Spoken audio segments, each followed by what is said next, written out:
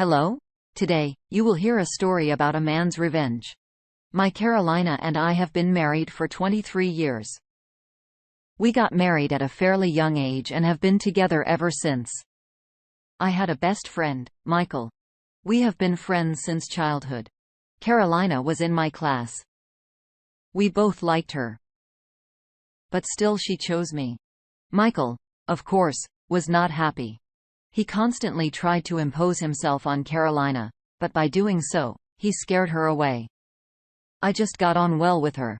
And our relationship grew into something more.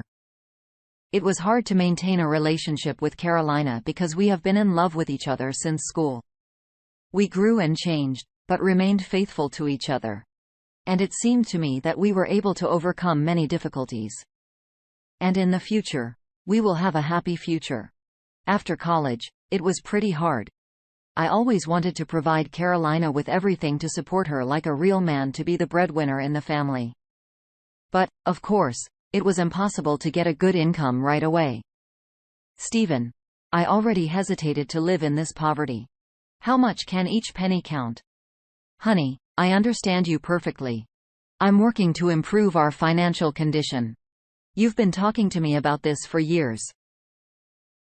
You promised me that our life would be a fairy tale. But so far, I see only some very sad tale. All your classmates have been doing more serious things for a long time. And we all only dream we need to do something. Otherwise, I won't be able to live like this. Dear, I understand. Believe me. Everything will work out, I promise. And there were a lot of such conversations with Carolina. She tried to remind me every time. I worked several jobs to raise the necessary capital for the business. It was not easy. I slept very little at the time. But I had a great business idea. We have been in touch with Michael so far. He was also married. His lover's name was Alina. This girl was from a fairly wealthy family, and Michael managed to become the owner of one of the enterprises. Therefore, life there was much brighter than with Carolina and me. My wife spoke with envy more than once about Michael and Alina, but every time I reassured that we, too, would have a bright future. After a few years, I still managed to start developing my business, and I was not mistaken. It started to bring me a solid income. Michael's business made custom products for me. We have united in a rather promising duo. We spent quite a lot of time with Michael and Alina. We used to get together in the evenings, drink wine, and laugh. It was a very good time. Stephen, listen, well, you said the project. I would have time to do everything on time. Michael, don't be shy. This is very good money. You will make me an order, and I will sell it for big money. We will both be covered in chocolate. All right, Stephen, all right. I'm kidding. We'll do everything on time. Michael said with a forced smile. Boys, enough about work. Let's talk about other topics today. Caroline said indignantly. Yes. The sun, as you say, Michael replied with narrowed eyes and a self-satisfied look. And Michael often intervened in our conversations with Caroline. It was infuriating, and I also noticed how Michael stared at Caroline quite often. Michael, what? Michael answered in confusion. Are you staring at my wife? I asked with annoyance. What? No. Steve, of course not. You are like brother and sister to me. What? How could you think that? I'm sorry. It's just not the first time I've noticed this, and to be honest, it's already starting to piss me off. And also your constant interruptions in conversations with Carolina. Friend, slow down the horses. Hey, did you drink too much today? Have some shame. If something seemed to you there, then I'm sorry, but I assure you I love only my wife. I just know you since childhood. Maybe I allowed myself to say something superfluous, but this is only because we are one family. I would never do that. Don't even think about it. Yes. Friend, I'm sorry. I got carried away. Maybe I really drank too much today. I said in a calmer voice. Okay. Nothing. Anything can happen. Let's get back to our girls. I kind of calmed down after that tense conversation with Michael. But still, something was bothering me. And I decided to carefully talk on this subject with Caroline. Listen, dear. I'm kind of dismayed that Michael sometimes allows himself too much. Stephen, what are you talking about? Caroline asked incredulously. Well, you see, it's not the first time I notice how he looks at you as if you are connected by something more than just friendship. God. Stephen, are you serious? Are you jealous? Well, not really, but I'm not happy. Yes. You calm down. You need to beat yourself up less. Everything is fine. Yes. He is sometimes very annoying, but this is your friend. What are you? Yeah. For that matter, Michael is definitely not my type. All right. Do not boil. I understand. Stupid, I love you. Stop making up this nonsense. Carolina calmed me down as best she could, but I still couldn't calm down completely. These thoughts were like a virus spreading through my mind. Early in the morning, I arrived at Michael's facility. Sony, where's the boss? I asked the senior shift. Stephen, he's in his office. I went to Michael's office. He was pretty rumpled. Michael. What happened? Wow. Yesterday, I had a great walk. So cold that today I barely came to my senses.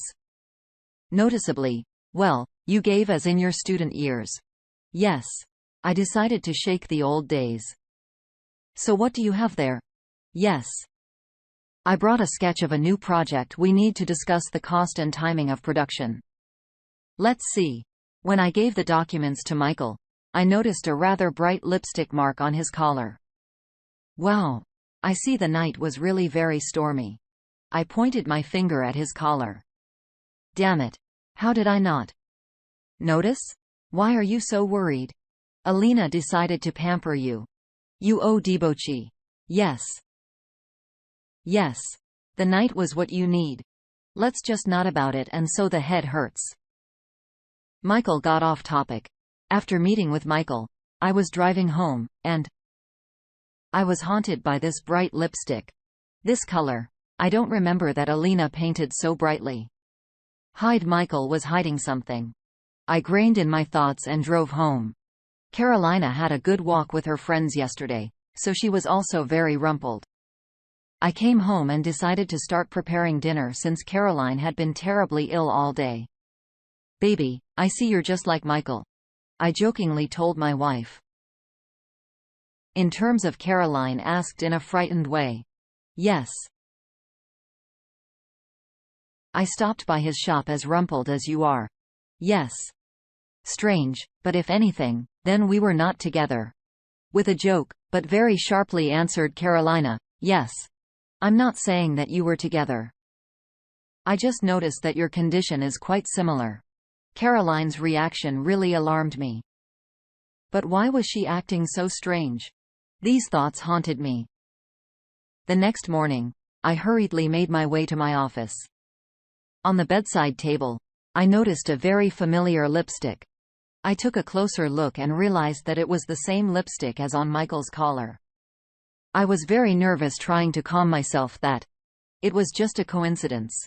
This can happen to anyone, but not to me. They couldn't lie to me, but I couldn't calm down. The only way out of this situation was to check what Carolina does when she goes out for a walk without me. Once I heard that Carolina was going to meet her friends again. I told you I'd be late at work that day. But instead of working, I decided to follow my beloved. In my car, I drove away from home. Caroline didn't go out all day. Toward evening, I noticed how she began to hurriedly get ready. After some time, Carolina appeared on the threshold of the house. She was very brightly dressed. And again, this bright lipstick was on it. My heartbeat accelerated. I felt something was wrong. I followed Caroline to the nightclub. Her girlfriends were really standing at the entrance. She hugged everyone and went inside. The situation relaxed me a little. So far, everything has been exactly as she said. I couldn't sit in the car. Decided to go inside. It was a rather large room with a lot of people, so it was not difficult for me to get lost here. I took a table on the second floor. It was a very secluded place from which I could calmly observe everything that happened on the dance floor. The girls danced and had fun. Everything was fine. I felt that I had started all this in vain. I was already thinking what kind of gift to come up with for Carolina. The party was coming to an end. The girls began to slowly gather. Carolina was noticeably in a hurry. Probably, hurry home, I thought with a smile on my face. I also began to pack up and went outside before them. I got into the car and started the engine. Suddenly, I saw Caroline run out of the club. Then a very familiar car drove up. Carolina quickly got in there, and they drove off. I was alarmed again. It didn't look like a taxi. Decided to follow them. We drove up to a country house. Suddenly, I saw Caroline get out of the car, and Michael got out of the car behind her. Everything is frozen inside of me. "You lying bitches," I said, slapping my hand on the steering wheel. I carefully got out of the car and crept up to the window of the house where the light was on. Carolina and Michael were talking about something. I took out my phone just in case. I decided to record their conversation on video. "So you're saying that Stephen almost talked to you last time?" Michael asked as he opened a bottle of wine. "Yes. I was so nervous when he went to you. And then in the evening, he began to tell me about you." "Yeah. And I'm still an idiot. I didn't wipe your lipstick off my shirt. And he even noticed it. But I think Stephen is too stupid and gullible to suspect us of anything. So do not worry. Maybe yes." I screwed myself up. "Okay. Then let's not talk about it." "Of course, we won't. Come on. Show me what panties you're wearing today. I've been going crazy all day," Michael said in an excited voice and climbed between my wife's legs. Then I saw that these bitches began to fuck right in front of my eyes. From shock, I staggered a little and stumbled, after which I fell loudly, dropping some garden tools. The neighbors' dogs barked sharply. The light turned on.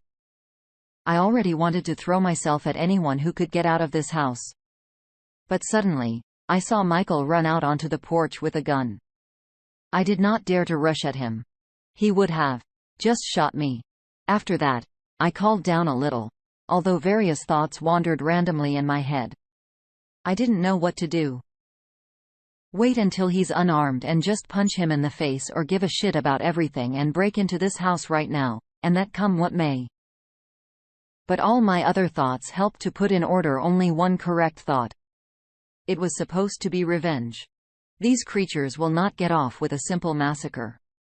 I started to dig under Michael and found out that this beast just wanted to throw everyone. Michael was going to collect as many prepayments as possible and close the production, sell it, hiding behind a government decision. That this is not on his initiative, but local governments are to blame for everything. And then he would just fade away with a large amount of money, leaving everyone in the cold. This bastard wanted to throw me too. I just left him a large advance payment for the order. One evening, I invited Elena and Michael to visit us. "Michael, my friend, hello." I hugged Michael. "Elena, you look good. Well, dear guests, come in." We all sat down at the table. Carolina brought the roast. "Guys, a very non-standard question. How do you feel about change?" I asked sharply. "What's the topic?" Michael choked on his wine in fright. "Michael, what are you doing? Just curious to hear your opinion." Caroline rolled her eyes nervously.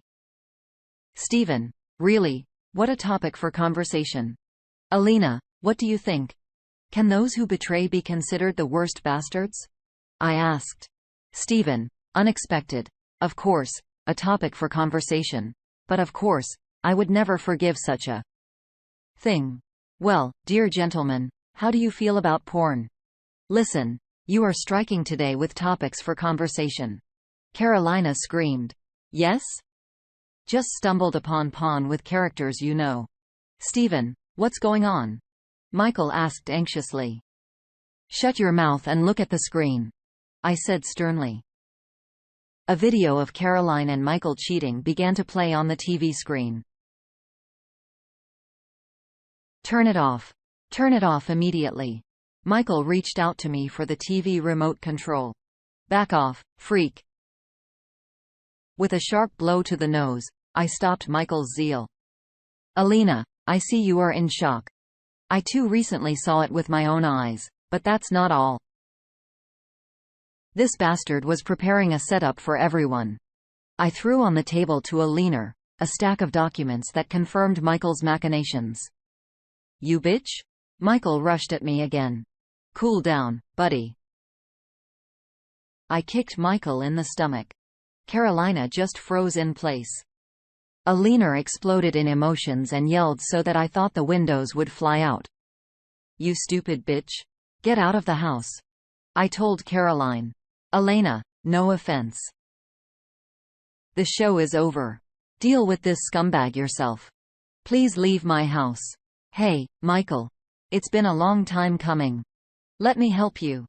I slapped a savory kick on this bastard and he flew out through the door into the street. Why are you sitting a chicken? I asked Caroline. Stephen. I don't want to hear anything. Out. And so my brand new life began.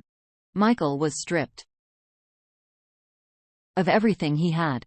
Elena herself began to manage that production with the help of her father. It continued to work, saving a bunch of jobs and saved contracts from failure.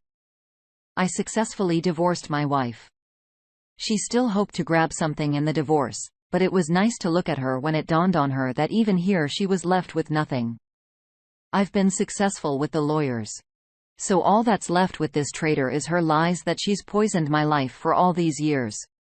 But now I could breathe a sigh of relief and move on with my life. Dear listeners, your support is very important to us. If you like our story, please like, comment and subscribe. It's very motivating for us.